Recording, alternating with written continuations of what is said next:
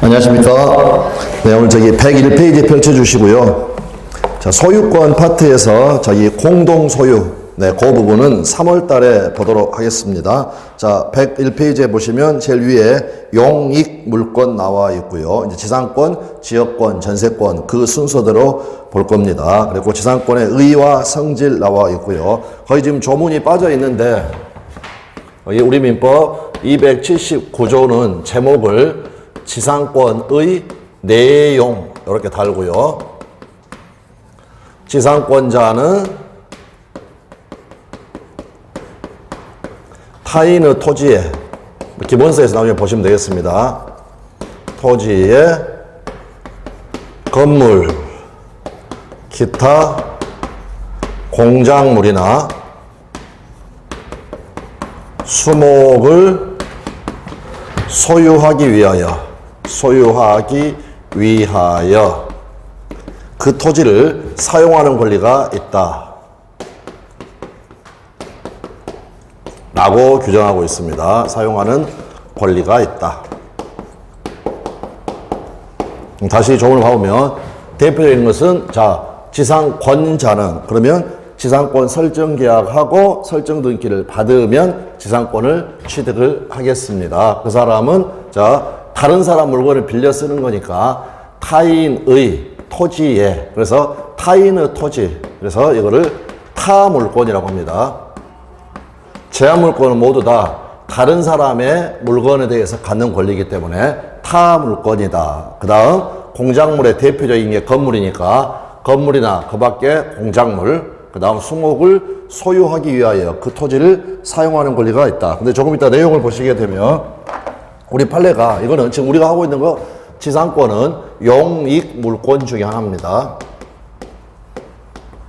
따라서 여기 수목을 소유하는 것, 이거를 본질로 하는 것이 아니고요. 본질로 하는 것이 아니고 용익 물권이니까 여기 사용하는 것, 이게 본질적 내용이다. 네, 이렇게 해서 이 조문을 먼저 확인을 해 두시면 되겠습니다. 그래서 그 성질과 관련해서요, 용익 물권이다 라고 했을 때 자주 나오는 지문이, 지상권이 설정된 토지를 양수한 자는 지상권자에게 그 토지의 인도를 청구할 수 없다라는 것. 즉, 지상권은 물권이니까 모든 사람에게 주장할 수 있죠. 따라서 땅 주인이 바뀌어도 지상권자는 쫓겨나지 않는다라는 겁니다. 근데 그에 비해서 임차권, 이거는 채권이기 때문에 자기 채무자인 임대인에 대해서만 원칙적으로 주장할 수 있습니다. 그래서 임차인 같은 경우에는 주인이 바뀌면 쫓겨나는 거죠. 그래서 그거를 표어로 매매는 임대차를 깨트린다. 네, 이렇게 이야기한다라는 거. 그게 이제 임차권, 채권인 임차권하고 차이가 되겠습니다. 반가로 2번. 지상물의 소유를 위하여 타인의 토지를 사용하는 권리인데, 거기 보시는 것처럼 지상권은 용익 물권이니까 지상물의 소유가 아니라 토지의 사용을 본질적 내용으로 하는 권리이다. 그래서 바로 그 밑에 왼쪽에 제목을 보시면 다시 한번 지상물의 소유가 본질이 아니다라는 겁니다. 그래서 제목으로 보시면 지상물이 존재하지 않아도 유효하게 성립할 수 있고, 바로 그 밑에 지상물이 멸실해도 지상권은 소멸하지 않는다라는 거. 그러니까 가령 갑소유 토지에 을이라는 설정 계약하고 설정 등기해가지고 지상권을 취득을 했습니다. 그런데 을의 계획은 뭐였냐면 여기다가 건물을 지으려고 하는 거였다. 근데 자금 사정이 안 좋아가지고 지금 건물을 짓지 않고 있다. 그 말이 지상물이 지금 부존재한다는 거죠. 그래도 지상권은 유효하게 성립하는 거고요. 역으로 을이 건물을 지었다. 그런데 이 건물이 멸실되었다. 존속기간이 만료되지 않은 한 지상권이 소멸할 이유는 전혀 없다라는 겁니다. 네, 자주 나왔던 지문이 되겠습니다. 그래서 다시 한 번만, 지상물이 부존재해도 유효합니다. 즉, 지상권 설정 계약 당시 건물 등 공작물이나 수목이 없더라도 지상권은 유효하게 성립할 수가 있다. 그 밑에 질문 반대로 지상물이 멸실해도 소멸하는 것이 아니다. 기존의 건물 기타 공작물이나 수목이 멸실되더라도 존속기간이 만료되지 않는 한 지상권은 소멸하지 않는다라는 것. 네, 기본 내용들이니까 확인을 해 두시면 되겠습니다. 밑에 좀 더 내려가셔가지고 방가로 3번에 강행 규정이라고 나와 있습니다. 그래서 289조에 보시면 지금 다음 페이지에서 보게 될 280조부터 287조의 규정에 위반되는 계약으로 지상권자에게 불리한 것은 그 효력이 없다라고 규정을 하고 있습니다. 그래서 조문 숫자를 막 외우려고 할 필요는 없고 그냥 지상권의 대부분의 규정은 강행 규정이다라는 걸 확인을 해 두시면 되겠습니다. 넘어가셔가지고요. 양가로 이번에 지상권의 취득, 즉 성립과 존속기간 나와 있습니다. 근데 여기는 지금 다른 것과 비교를 하는 거니까 왼쪽과 오른쪽까지 뭐 관습법상의 법정지상권, 366조의 법정지상권 그 표까지 지금 볼 필요는 없고요. 제일 위에 나와 있는 약정지상권, 통상의 지상권은 당연히 등기가 필요하다라는 것. 그 다음에 유무상 여부에서 유상, 무상 다 가능하다라는 것. 그 말이 바로 지료가 요소가 아니다라는 겁니다. 이거는 지금 정리를 해 놓은 거니까 나중에 이렇게 쭉 한번 읽어 보실 때 이제 좀 정리가 됐을 때 다른 것까지 다 배웠을 때 다시 한번 읽도록 하겠습니다. 자, 밑으로 오셔가지고 방가로 이번에 존속기간 나와 있습니다. 자, 당사자들이 기간을 정했습니다. 기간의 약정이 있는 경우 그럴 때 견고한 건물이나 수목은 30년보다 단축하지 못합니다. 그 밖의 건물은 15년보다 단축하지 못합니다. 다음 건물 이외의 공작물, 뭐 광고탑이라든지 동상 같은 거 얘들은 5년보다 짧게 하지 못합니다. 만약 최단 존속기간보다 짧게 정했을 때는 최단 존속기간까지 연장되게 된다라는 것. 그 다음에 단골이죠. 지상권이나 구분지상권의 존속기간을 영구로 약정하는 것 가능하다라는 거 확인해 주시면 되겠습니다. 다음은 기간 약정이 없는 경우, 그러니까 설정계약하면서 언제까지 쓴다라는 약속을 안 했을 때는 최단 존속기간으로 하게 됩니다. 그래서 30년, 15년, 5년으로 갑니다. 그런데 만약 지상권 설정 당시에 공작물의 종류와 구조를 정하지 않았다. 견고한 건물인지 그냥 건물인지 아니면 건물 이외의 공작물인지 안 정했으면 중간짜리 15년으로 합니다. 그런데 거기 보시면 공작물의 종류와 구조, 그래서 제가 여기다가 이렇게 표시를 해 놨습니다. 공작물이라고 적어져 있지 공작물이나 수목의 종류 이렇게 되어 있지 않다라는 것. 그러므로 그 옆에 보시면 존속기간을 약정하지 않은 경우에 수목은 언제나 30년이 보장이 된다라는 것 그렇게 봐두시면 되겠고요. 다음 갱신계약과 존속기간. 당사자가 계약을 갱신하는 경우에는 지상권의 존속기간은 갱신한 날로부터 역시 280조의 최단 존속기간보다 단축하지 못합니다. 그러나 당사자는 길게 정하는 건 상관이 없습니다. 이보다 장기 기간을 정할 수가 있다라는 것. 그 밑에 지상권자의 갱신 청구권 나와 있고 283조 조문이 나와 있습니다. 그런데 이 280조 3조 조문은 아주 중요한 조문입니다. 왜냐하면 매년 시험에 나온다고 봐야 되는 게 토지 임차인의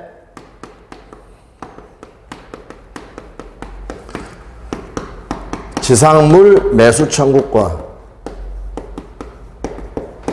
얘가 매년 시험에 나온다고 보고 우리는 공부를 해야 되는데 나중에 임대차에 가가지고 토지 임차인의 지상 매수권 규정, 여기에 643조 규정인데요. 이 규정을 읽어보게 되면 지금 보고자 하는 지상권에서 나오는 283조의 규정, 요거를 이렇게 준용한다라고 되어 있습니다. 그래서 일단 개념을 말씀을 드리면, 자, 을이 지상권을 취득을 해가지고요, 여기 위에다가 가령 건물을 올렸다라는 겁니다. 그런데 존속기간이 만료했는데 요 지상물이 현존하고 있습니다. 만료엔 현존. 그러면 어떻게 가느냐? 갱매, 이렇게 가게 됩니다. 만료엔 현존, 갱매 구조. 무슨 말이냐? 읽어보면 나와 있습니다. 283조 지상권자의 제가 방금 갱매한 게 갱신 청구권, 매수 청구권. 지상권이 소멸한 경우에 건물 기타 공작물이나 수목이 현존한 때에는 지상권자는 계약의 갱신을 청구할 수 있습니다. 그런데 이항 지상권 설정자가 계약의 갱신을 원하지 않은 때에는 지상권자는 상당한 가액으로 전항의 공작물이나 수목의 매수를 청구할 수가 있다. 그래서 여기 갱신, 여기 갱이 갱신 청구권 이야기하는 거고 매가 매수 청구권입니다. 그런데 갱신 청구권은 순수한 청구권입니다. 그런데 여기 매수 청구권, 요거는 이름만 청구권이지 실질은 형성권입니다. 형성권. 자, 그래서 1차적으로 갱신을 청구를 했다. 이거는 청구권이니까 을이 갑한테 지상권 갱신을 청구했을 때 갑이 거기에 응해서 합의를 해야 갱신이 된다는 겁니다. 그런데 갑이 싫을 수가 있죠. 응하지 않았다. 그러게 되면 매수 청구권, 형성권을 행사할 수가 있다. 그래서 을이 갑에게 적법하게 매수 청구권 행사를 하게 되면 형성권이니까 을과 갑 사이에요. 갑의 동의나 승낙 같은 건 필요가 없이 둘 간의 매매 계약, 이 건물에 대한 매매 계약이 체결이 돼가지고 갑은 무조건 이 건물을 사야 된다라는 겁니다. 자, 중요한 조문이니까 다시 한번 읽어보겠습니다. 갱신청구권은 말 그대로 순수한 청구권이고 매수청구권은 형성권입니다. 조문 다시 읽어보면 지상권이 소멸한 경우에 건물 기타 공작물이나 수목이 현존한 때에는 지상권자는 계약의 갱신을 청구할 수가 있습니다. 이항 설정자가 갱신해주면 상관이 없는데 계약의 갱신을 원하지 않은 때에는 지상권자는 상당한 가액으로 전항의 공작물이나 수목의 매수를 청구할 수가 있다. 자, 그래서 우측에 가서 보시면 지상권자의 갱신 청구권은 말 그대로 순수한 청구권입니다. 청구권이라는 말은 설정자가 거기에 응해야 갱신이 된다라는 거. 그 다음에 1차적 권리라고 적어져 있는 말은 방금 이거 얘기하는 겁니다. 갱매 구조. 이렇게 갱신 청구하고 1차적으로 먼저 갱신 청구하고 2차적으로 응하지 않았을 때 매수를 청구한다라는 것. 그 의미를 이야기를 합니다. 두 번째 질문. 지상권 설정자가 갱신을 거절하면 지상권자는 지상물의 매수를 청구할 수가 있다. 그랬고 이 권리는 형성권이라는 것 봐두시면 되겠고 그 다음에 대부분의 내용은 토지 임대차에서 나오게 되니까 중요 내용들은 거기서 다 확인하면 되겠습니다. 다음 핵심 판례죠. 지료 지급을 지체를 했다. 그래서 지상권이 소멸되었다. 그때는 갱신 청구가 인정되지 않는다. 따라서 매수 청구도 인정되지 않는다라는 것 이렇게 봐두시면 되겠습니다. 자, 그 다음에 이제 지상권의 효력. 지상권은 그냥 간단하게 이야기하면 제목처럼 물권적 토지 사용권입니다. 다른 사람의 땅을 빌려 쓰는 방법은 지상권이라는 용익 물권을 취득하는 방법도 있고 그 다음에 토지에 관하여 임대차 계약을 체결하는 방법도 있죠. 임대차는 채권적으로 토지를 사용하는 거고 지상권은 용익 물권이니까 물권적으로 사용하는 겁니다. 물권이니까 배타적으로 사용한다. 그럼 여기서 우리 시험에 나왔던 거 자, 을이 지상권자입니다. 지상권자. 그런데 만약 이 토지를 지금 배타적으로 사용할 수 있는 사람은 을입니다. 그런데 병이라는 사람이 이 토지를 불법 점유하고 있다. 불법 점유하고 있다는 말은 점유할 권리가 없다라는 겁니다. 그러면 이 갑의 소유권이 침해됐고 또 을의 지상권이라는 물권이 침해가 됐습니다. 그러므로 물권의 청구권 인정이 됩니다. 그래서 갑은 요 병에게 소유물 반환을 청구할 수 있습니다. 다음 을은 병에게 지상권에 기하여 물권적 청구권, 그래서 반환 청구권, 여기에 인정이 된다. 근데 주의하실 것은 애가 불법으로 사용을 했기 때문에 애한테 불법행위로 손해배상을 청구할 수가 있는데 여기에서 지금 사용 수익권은 갑에게 없다라는 겁니다. 사용 수익권이 없다. 왜 없냐? 을한테 있으니까. 그래서 여기서 얘한테 돈 달라고 하는 거, 이거는 사용수익권을 가지고 있는 을이 하는 겁니다.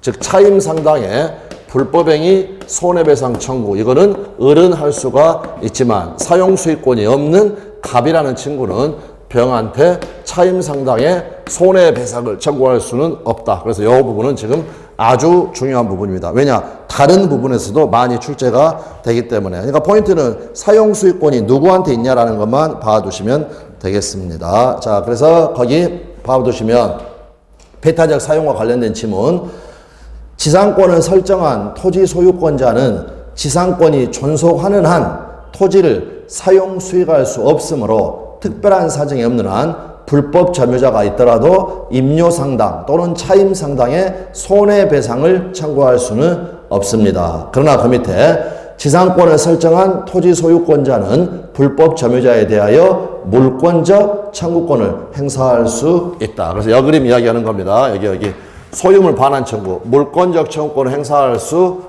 있다. 그러나 사용 수익할 수가 없기 때문에 차임상당의 또는 임료상당의 손해배상을 청구할 수는 없다. 거기 이쪽은 안 적어져 있지만 을 지상권자 당연히 물권적 청구권도 행사가 가능하고 그 다음에 사용 수익권을 가지고 있는 지상권자는 임료상당의 손해배상 청구도 가능하다라는 것. 그 다음에 그 밑에 290조 준용 규정이 나와 있습니다. 그래서 213조 즉 소유물 반환 청구권 규정, 214조 소유물 방해 제거 방해 예방 청구권 규정, 두 개를 다 합하면 소유권에 기한 물권적 청구권 규정과 다음 216조부터 244조의 규정, 상린관계의 규정은 지상권자 간 또는 지상권자와 인지 소유자 간의 이를 준용을 한다. 그래서 지상권자에게도 지상권에 기한 물권적 청구권이 인정이 되고 인접 토지 소유자하고는 상린관계의 내용들이 인정이 될 수가 있다라는 것. 이 부분 봐두시면 되겠습니다. 다음에 방과로 이번에 지상권의 처분 나와 있습니다. 그래서 양도성 부분 아주 시험에 많이 출제가 됩니다. 지상권자는 지상권을 양도할 수 있고요. 다음 지상권의 저당권을 설정할 수도 있습니다. 우리 민법상 권리인데 지상권이나 전세권은 권리이지만 저당권의 객체가 될 수가 있다라는 것. 그런데 바로 그 밑에가 중요하죠. 당사자 간의 지상권 양도 금지 특약은 무효이다. 아까도 우리가 확인했지만 지상권의 대부분의 규정은 강행 규정입니다. 그래서 지상권 양도 금지 특약은 무효다라는 것. 그 말은 똑같은 이야기죠. 지상권자는 토지 소유자의 의사에 반하여도 자유롭게 타인에게 양도할 수 있다. 그 말은 지상권의 양도는 절대적으로 보장된다. 그래서 가령 갑하고 을하고 지상권 설정 계약을 하면서 어떤 특약을 했느냐. 내 땅은 너만 써라. 을만 사용해라.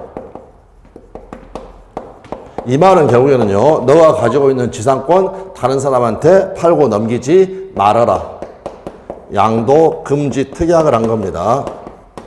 방금도 봤지만 지상권을 양도할 수 있다라는 282조의 규정은 강행 규정이기 때문에 그에 위반하는 약정으로 지상권자한테 불리한 것은 효력이 없습니다. 그러니까 양도 금지 특약은 무효라는 거죠. 무효. 그러니까 이런 특약이 있었어도 을은 지상권을 양도할 수 있다. 그래서 결국 지상권의 양도성은 절대적으로 보장된다. 그런데 미리 말씀을 드리겠지만 전세권 같은 경우에는 설정행위로 양도를 금지할 수 있습니다. 그래서 양도 금지 특약이 유효하다라는 거.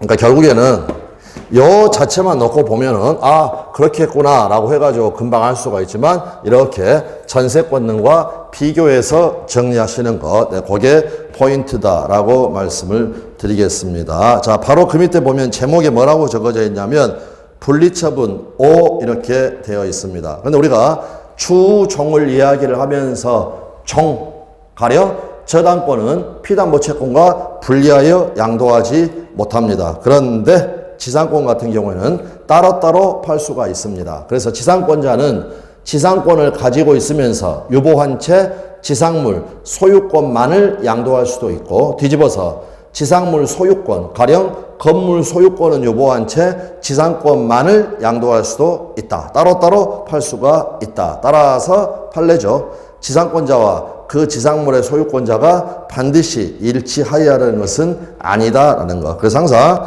마지막 다시 그 질문 보면 지상권자하고 지상물의 소유권자가 반드시 일치하여야 되는 것은 아니다라는 것. 왜 그러냐라는 걸 생각을 해봐야 되겠죠. 위에 나와 있던 것처럼 따로따로 팔 수가 있기 때문에. 그 밑에 임대차, 지상권자는 존속기간 내에서 목적 토지를 임대할 수도 있다라는 거 봐두시면 되겠습니다. 넘어가셔가지고 치료지급 의무와 관련해가지고요, 치료약정 나와 있습니다. 치료의 지급은 지상권의 성립요건이 아니다라는 거. 그러니까 여기 제가 지금 279조 조문을 적어놨지만 이 조문 어디에도 치료에 관한, 돈에 관한 이야기는 없습니다. 참고로 지상권, 지역권, 전세권 요 용익물권 중에서 돈 이야기는 어디에서부터 나오느냐? 전세권부터 나옵니다. 전세권부터 나온다는 말은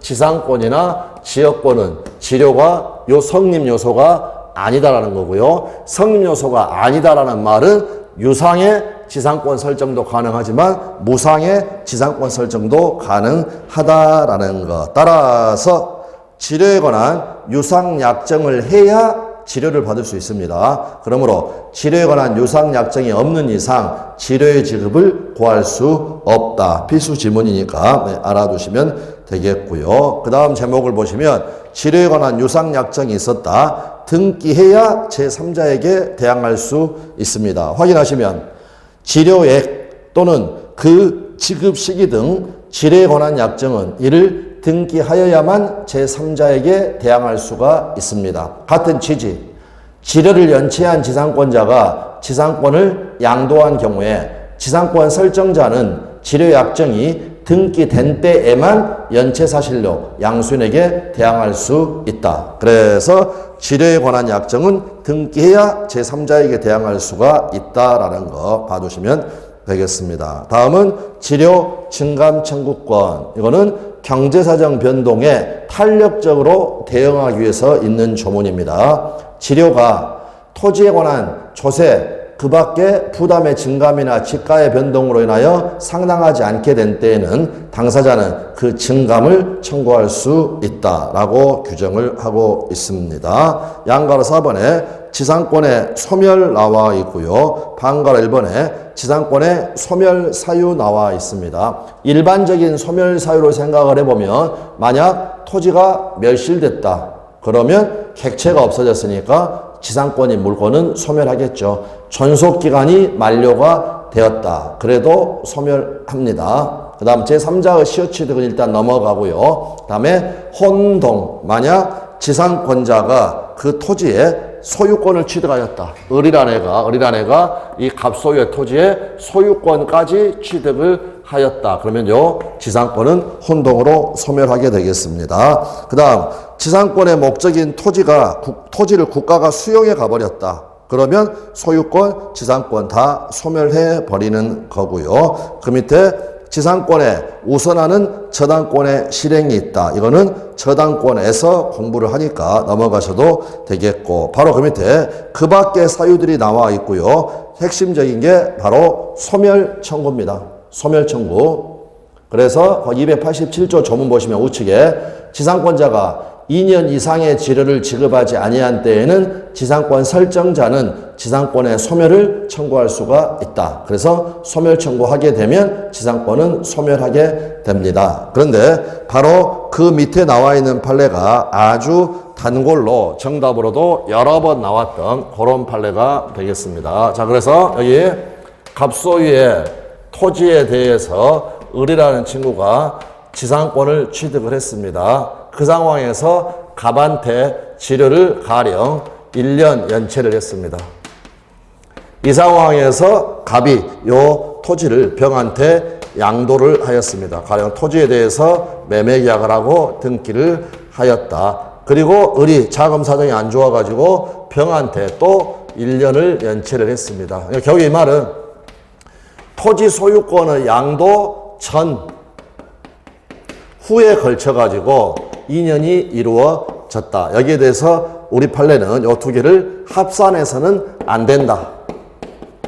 합산할 수 없다라고 했습니다. 그러니까 지금 상황에서는 병에 대해서 1년만 연체해가지고는 병이 소멸을 청구할 수 없다라는 것. 결국 병에 대한 연체 기간이 2년이 되어야만 병은 소멸을 청구할 수 있다. 아주 필수 판례가 되겠습니다. 읽어서 확인하시면 지상권자의 지료지급 연체가 토지 소유권의 양도 전후에 이루어졌다. 토지 양수인, 방금 우리 그림에서는 병이 되겠죠. 토지 양수인에 대한 연체 기간이 2년이 되어야만 양수인 병은 지상권 소멸 청구를 할 수가 있다라는 것. 그래서 반드시 확인을 해 두셔야 되는 그러한 부분이 되겠습니다. 그 밑에 288조는 지금은 넘어가고요. 또 지상권 포기로 소멸할 수도 있습니다. 그런데 지상권을 목적으로 저당권을 설정한 자는, 이 말은 지상권 가지고 가서 담보대출 받은 사람은 저당권자의 동의 없이는 지상권을 포기하지 못한다라는 거 봐두시면 되겠습니다. 다음 지상권 소멸의 효과 285조. 그러면 285조 제목을 보니까 수거 의무 매수 청구권 이렇게 적어져 있습니다. 아까 매수 청구권은 283조에서도 나왔습니다. 그럼 우리가 알 수가 있는 것은 283조에서 나왔던 것은 이거는 지상권자고,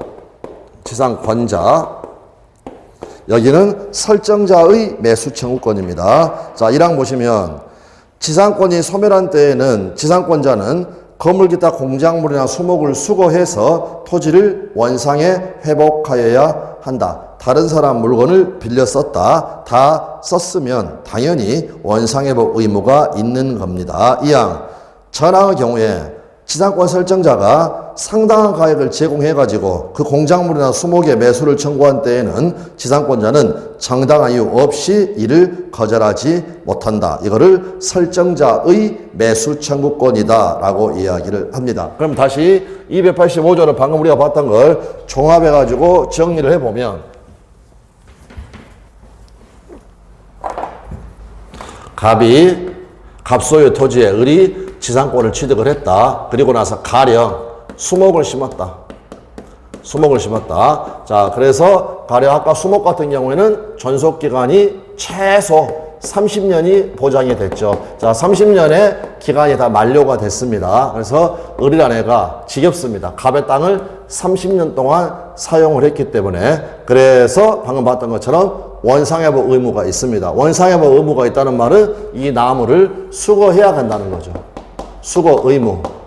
그런데 또 지 나무 가져가는 권리니까, 가져가는 거니까 권리이기도 합니다. 권리이기도 하다. 그래서 나무를 뽑아가려고 한다. 그랬을 때 갑이 을에게 방금 봤던 것처럼 잠깐만 하고 부를 수 있다는 겁니다. 잠깐만 뽑아가지 마라. 내가 사겠다. 라고 할 수 있는 것. 이게 바로 지상권 설정자의 매수 청구권. 그러면 아까 지상권자의 매수 청구권하고 두 개를 비교를 해서 함께 정리를 하게 되면 결국 우리가 지상권자 을이다라고 생각을 해봅시다. 자, 30년 사용했습니다. 지겹습니다. 그럴 때 수거해가지고 원상으로 회복을 해야 되는데 그때 갑은 잠깐만 부를 수도 있다라는 거. 근데 이거는 지겨운 경우고 우리가 또 쓰고 싶을 수도 있다라는 겁니다. 그러면 그때는 어떻게 되겠습니까? 283조로 간다라는 거죠.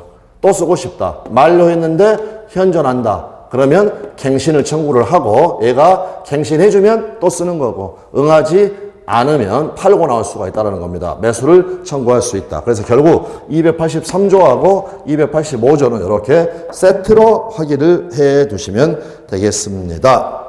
그랬고 우측에 가셔가지고 작은 동물 하면 2번의 제목을 보시면 지상권자의 지상물 매수 청구권, 방금 봤던 283조를 이야기하는 겁니다. 형성권입니다. 따라서 행사 시점의 토지 소유자를 상대로 해가지고 지상권자의 일방적 의사표시로서 행사가 된다라는 거. 그래서 아까도 말씀드렸지만 이걸 이야기하는 겁니다. 설정자의 동의 같은 건 필요가 없다라는 거. 다음, 행사에 의하여 매수 효력이 즉시 발생을 하며 그 가액은 매수청권 행사 당시의 시가 상당액이 된다라는 것. 다음 제목, 철거 청구 X. 무슨 말이냐? 지상물 매수청권 행사가 되면 지상권 소멸을 이유로 토지 소유자는 지상물의 철거 청구를 할 수가 없다라는 거 봐두시면 되겠습니다. 역시 강행 규정입니다.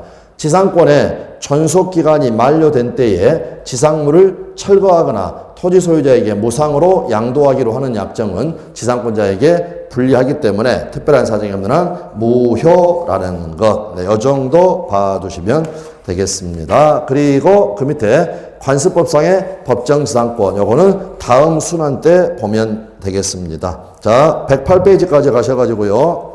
이제 두 번째 용익물권, 지역권 나와 있습니다. 그럼 이제 지역권 같은 경우에는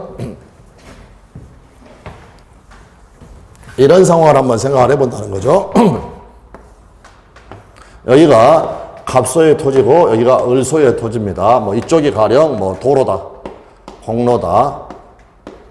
그랬고 갑이 공로로 출입을 하려면 가령 이쪽으로 이렇게 나가야 된다라고 가정을 해보겠습니다. 불편하죠. 그래서 을이라는 사람하고 통행지역권에 관하여 설정계약을 하고 설정듣기를 하게 되면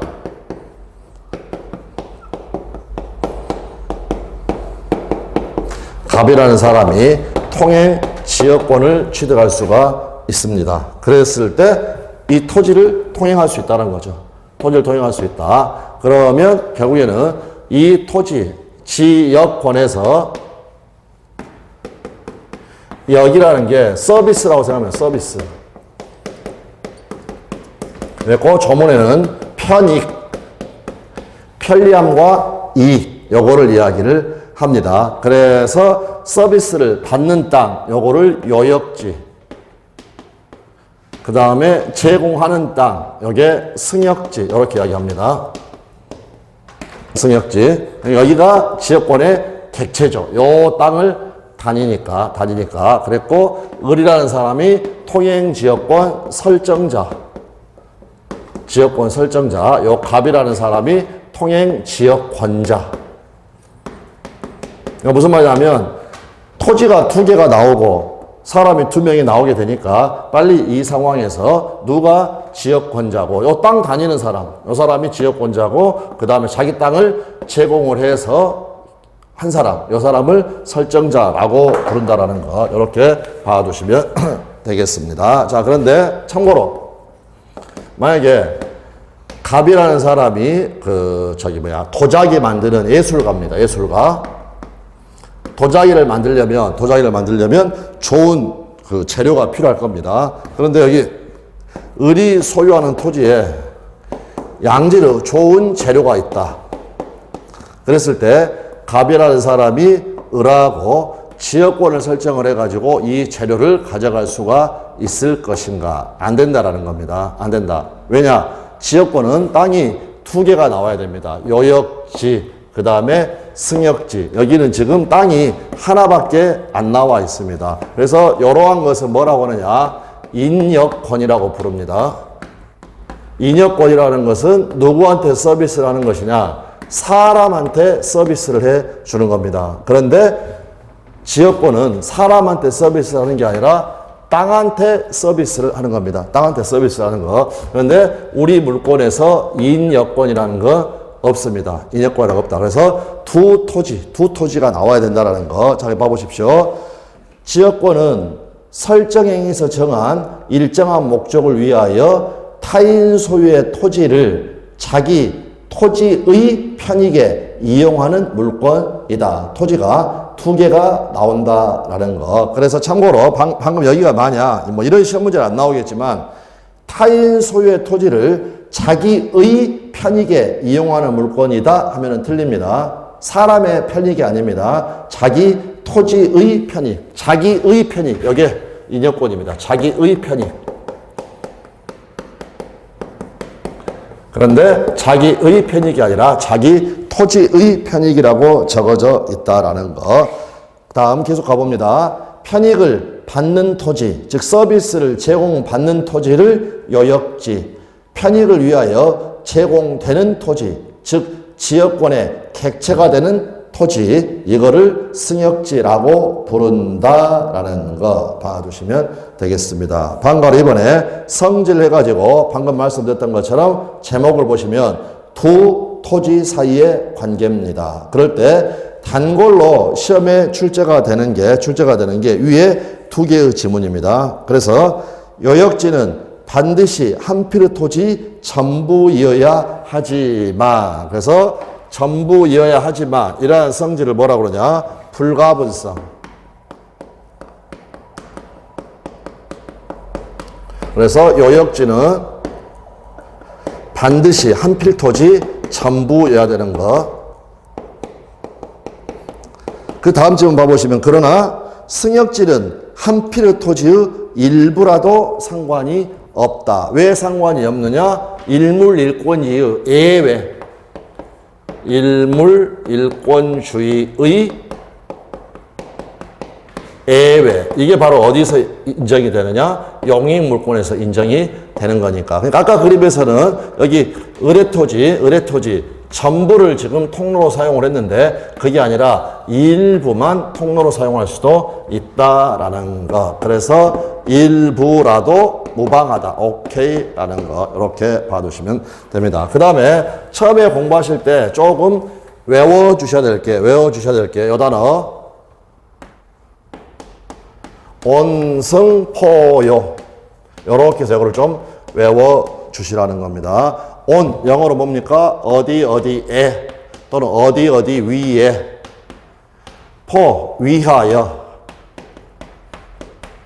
이렇게 되어 있습니다. 그러므로 이 위하여라는 단어가 나오면 그 토지가 요역지라는 겁니다. 그래서 여기 봐보시면 토지의 일부를 위한 지역권, 그러면 위하여 이 단어가 나왔으니까 앞에 토지가 요역지가 됩니다. 그래서 지역권은 인정되지 않지만 토지 일부에 또는 일부 위에 지역권을 설정할 수는 있다. 그래서 방금 적어놓은 것처럼 온승포요 해가지고 두 토지에서 빨리 어떤 토지를 이야기하는지 빨리 요거를 캐치를 하여야 한다. 그러니까 보십시오. 갑이 요 토지를 이용을 한다. 지역권이 있다라는 겁니다. 그러므로 여기